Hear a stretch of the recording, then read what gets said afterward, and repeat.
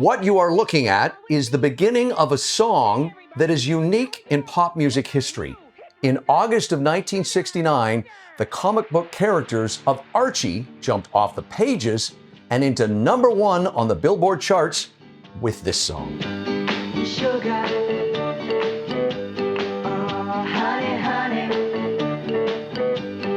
you are my candy girl, and you got me wanting you. And now joining us, a guy who was a big part of that song and many, many other hits of my youth and even today. I was just saying to him off camera, I love his music. Joining us now, it's music icon Andy Kim. Andy, a great thrill and pleasure for me. Welcome to our city tonight. You know, they call you an icon when you get older. You know that, don't you? You know what? I'm getting older too, but they certainly don't call me that. But it's if that's the worst they call you, that's okay. That's okay. Yeah. Hey, you got 6 decades I got to try to get through, so I'm going to run through this quickly if you don't mind. One of the things that amazed me about your career, and I got to tell people, if they do not know what the Brill Building was, back in the day, this was Music Central along with, say, Detroit with Motown. You're a 16-year-old kid from Montreal who really, gets into the building, but talk about how you managed to get hired in this. This was ground zero for music back then.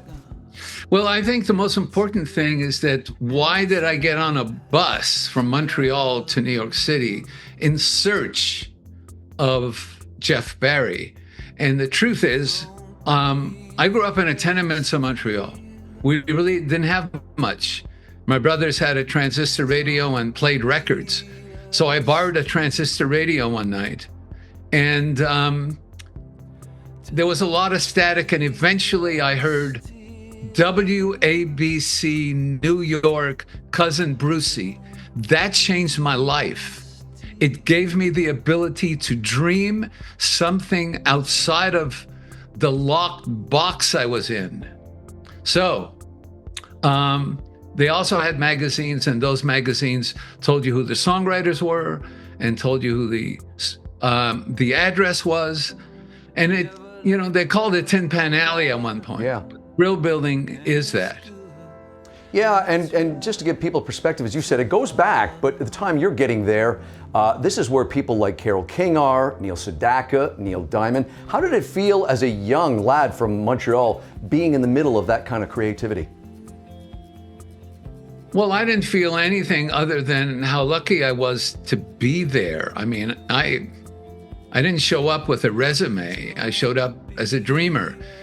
And that's who I am. I'm basically a dreamer. And so, I think that there's a difference between wishing and dreaming. Wishing never gets you anywhere. But if you really dream about something and it's so important to your life that you escape the tenements of Montreal and get on a bus to go to New York City and don't even know that there's customs, it sounds amazing, but to me, it was a natural thing to do.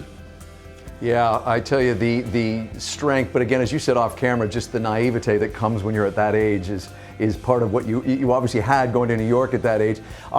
You have 2 songs that I want to get right to, that to this day I will never ever grow tired of hearing.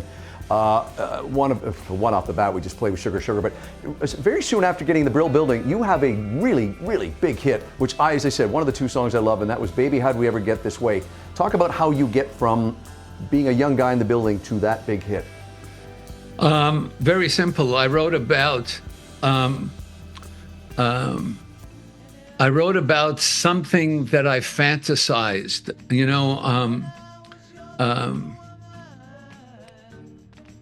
how do I say this without getting into trouble? Say it. We're not live. We can bleep this out of it if you need. Look, it's just about it's your ability to understand what love is. And I really didn't know what love was like. And sure, I love my mom and dad, God rest their souls, and my brothers. But to actually meet someone and to actually have this passion within you, to know that it's all ephemeral. It wasn't I look back on it now and I thank her for the song, but I don't regret my life. It's a great Am way I to put. confusing matters or? No, I think that's a wonderful way to put that.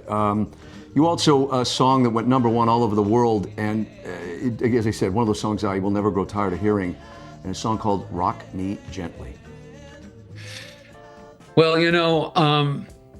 it's an interesting situation with me because in the Brill Building, in Jerry and Mike's and Jeff and Ellie and Phil Spector's visions, you're only as good as your last 2 minutes and 30 seconds, which meant you better have a hit or else you're not here anymore.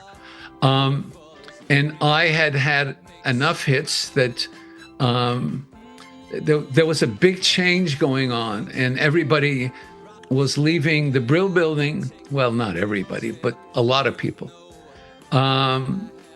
Jeff being one of them, moved to LA. And Lieber and Stoller were born in LA.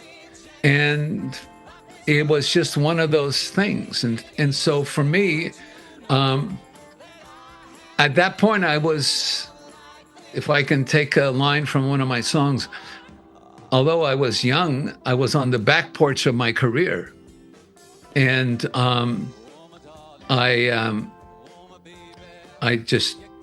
I think the second or third day that I was there, I met someone, and we went to dinner in Malibu,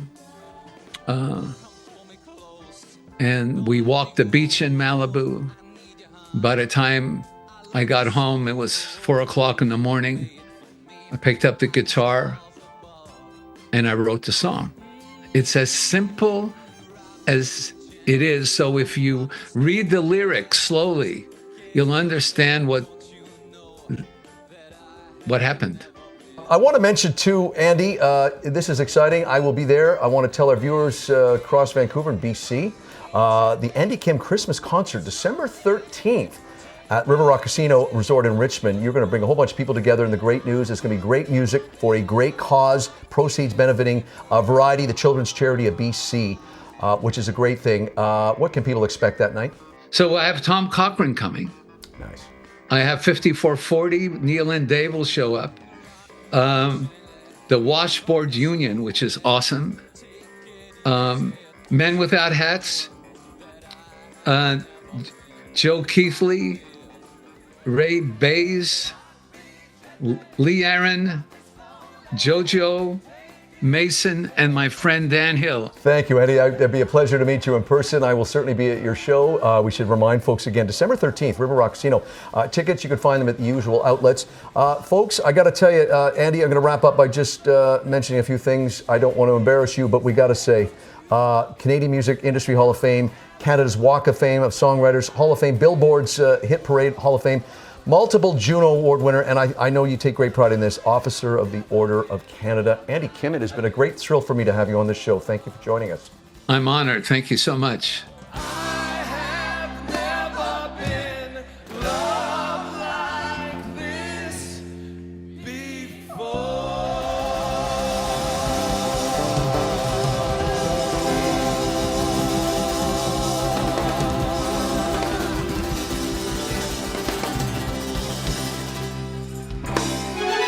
This segment was sponsored by the Richmond Sentinel, providing news, entertainment, and human interest stories in print and online.